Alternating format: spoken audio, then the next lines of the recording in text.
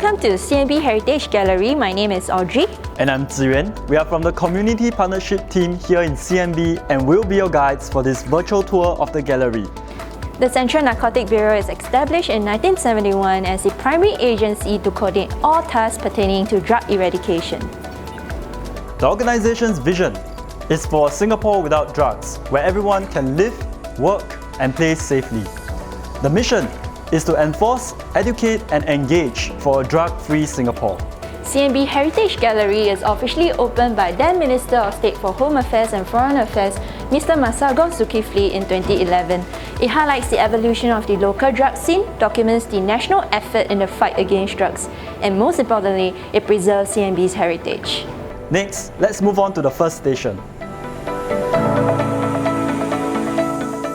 Have you ever seen an opium pipe? You might have read about the coolies who arrived in Singapore from China who brought with them the opium habit. But did you know that opium was also a major source of revenue for the British colonial government back then? Yes, in fact in the 1900s, the opium tax provided half of the colonial government's revenue. Colonial government even took over all the sale and production of opium in 1910, and they subsequently opened their own retail shops. I'm sure that the coolies were not the only one that abused opium, because I'm sure that they couldn't afford these jade or those exquisitely carved pipes. Yes, while the coolies turned to opium smoking as a way to escape from their harsh realities, it was also a status or symbol for the wealthy Chinese immigrants back in those days. Therefore, drug legalization is not a new phenomenon. We tried with opium back then, it failed and spiraled out of control. 1 out of 3 Chinese immigrants became addicted to opium. Wow, that sounds really bad. Wasn't there anyone who tried to stop this? There were a few prominent community leaders who tried to campaign to ban its consumption.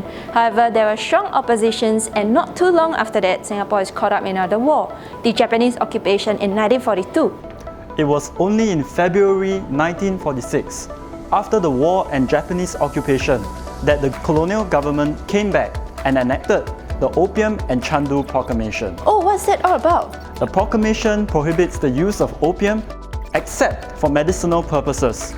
The Police and Customs Department was tasked to enforce the anti-drug law. In 1951, the Dangerous Drugs Ordinance was enacted to replace the Opium and Chandu Proclamation. This makes the use and possession of drugs and its related substances an offence. By independence in 1965, opium is no longer a serious problem in Singapore.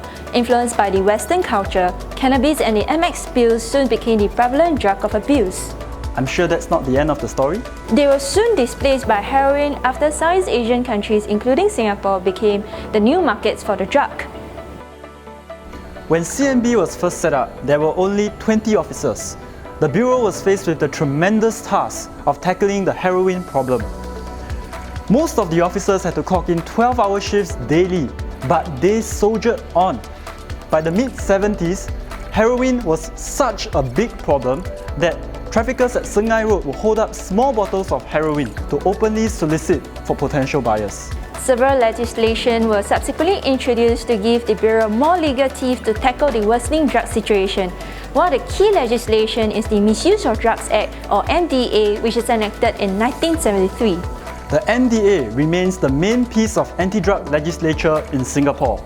It has been revised over the years to ensure that it remains effective.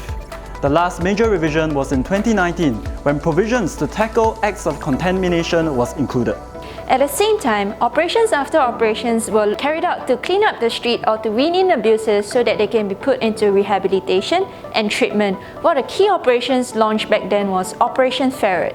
Cool, who was involved? It was a huge operation and involved officers from CNB, police, prisons and the Customs Department, and it resulted in the arrest of 5,000 addicts and the crippling of the drug distribution network.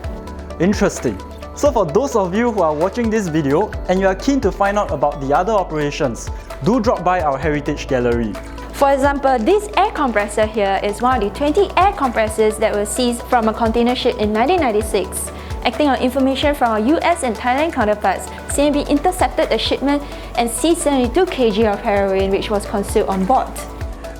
In another case, CNB uncovered a drug trafficking syndicate operating from Singapore with global connections. CNB raids led to the arrest of multiple people. and the seizure of 2.6 kilograms of heroin and large amounts of cash and assets. Strategic international engagement is an important pillar in Singapore's approach towards drugs. Besides cooperation on the enforcement front to conduct joint operations with our foreign partner agencies, Singapore also participates in key drug forums all around the world. It is only with close working relations and cooperations with our international counterparts that our country can remain relatively drug-free. Preventive drug education, PDE, is CNB's first line of defense. In Singapore, we place strong emphasis on preventive education. Over the years, CNB had partnered with community groups and organizations to spread the message against the harms of drugs and to garner community support for the drug-free cause through public events, programs, and activities. Some of you might remember dance works and clubs against drugs, which were some of the initiatives that were launched in the past. So that's it. This wraps up the virtual tour of the gallery.